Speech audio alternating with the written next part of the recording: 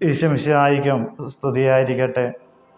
ഈശോമിശിഹായിൽ സ്നേഹിതരെ, വെള്ളത്തിൻ്റെ സ്വഭാവം എന്ന് പറയുന്നത് മുകളിൽ നിന്നും താഴോട്ട് ഒഴുകിക്കൊണ്ടിരിക്കുക എന്നുള്ളതാണ്.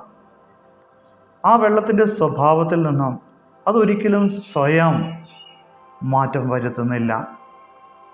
പ്രത്യേകമായിട്ടുള്ള സാഹചര്യത്തിൽ മാത്രം ആ സാഹചര്യങ്ങളോട് ചേർന്ന് ആ സാഹചര്യത്തിൻ്റെ ആയിട്ടുള്ള ആ സമ്മർദ്ദത്തിന് വഴങ്ങിക്കൊണ്ട് മാത്രമാണ് അതിൻ്റെ ഈ സ്വാഭാവികതയിൽ നിന്നും വ്യത്യാസം വരുത്തുന്നത്. അല്ലെങ്കിൽ സ്വയം ഒരിക്കലും അതിൻ്റെ ആ സ്വഭാവത്തെ മാറ്റുന്നില്ല. പ്രിയപ്പെട്ടവരെ, വെള്ളം ഉള്ളിടത്തോളം കാലം അത് താഴ്ന്ന പ്രദേശത്തേക്ക് ഇങ്ങനെ ഒഴുകിക്കൊണ്ടിരിക്കുന്നു.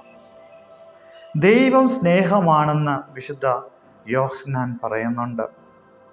ദൈവത്തിൻ്റെ സ്വഭാവം എന്ന് പറയുന്നത് സ്നേഹിക്കുക എന്നുള്ളതാണ്. അത് സ്വയം ഒരിക്കലും ദൈവം ആ സ്വഭാവത്തിൽ നിന്നും വ്യതിചലിക്കുന്നില്ല, വ്യത്യാസം വരുത്തുന്നില്ല. പ്രിയപ്പെട്ടവരെന്നാൽ ആ ദൈവസ്നേഹം നമ്മൾ ഉൾക്കൊള്ളാതെയും നമുക്ക് ആ സ്നേഹം അനുഭവിച്ചറിയാൻ സാധിക്കാതെയും പോകുന്നത് അത് ദൈവമായിട്ട് ചേഞ്ച് വരുത്തുന്നതല്ല, ദൈവമായിട്ട് അതിൽ വ്യത്യാസം വരുത്തുന്നതല്ല.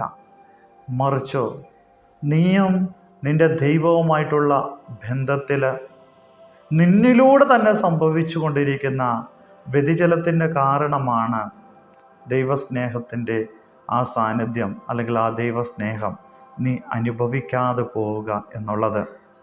ആയതിനാൽ ഇവിടെ ഒരിക്കലും ദൈവം കുറ്റക്കാരനല്ല. ആ ദൈവത്തിൻ്റെ സ്നേഹം അനുഭവിച്ചറിയാതിരിക്കുന്നതിൽ കുറ്റക്കാരനായിട്ടുള്ളത് നീ തന്നെയാണ്.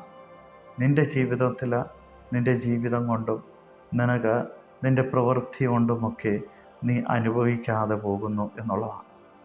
ആയതിനാൽ ആ സ്വഭാവത്തിന് മാറ്റമില്ലാത്തവൻ, അവൻ്റെ മുമ്പിൽ വാഗ്ദാനങ്ങളിൽ വിശ്വസ്തനായിരിക്കുന്നവൻ, അവൻ്റെ മുമ്പിൽ നീയും വിശ്വസ്തയോടുകൂടി ജീവിച്ചാൽ ആ ദൈവസ്നേഹത്തിൽ നിന്നും ഒരിക്കലും നീ അകലുകയുമില്ല.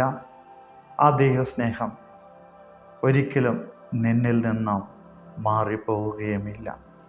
അതിനാൽ വാഗ്ദാനങ്ങളിൽ വിശ്വസ്തനായിരിക്കുന്ന ദൈവത്തോട് ചേർന്ന്, ആ സ്നേഹത്തോട് ചേർന്ന് ജീവിക്കാനുള്ള കൃപയ്ക്കായിട്ട് നമുക്ക് പ്രാർത്ഥിക്കാം. ദൈവം നിങ്ങളെല്ലാവരെയും സമൃദ്ധമായി അനുഗ്രഹിക്കട്ടെ.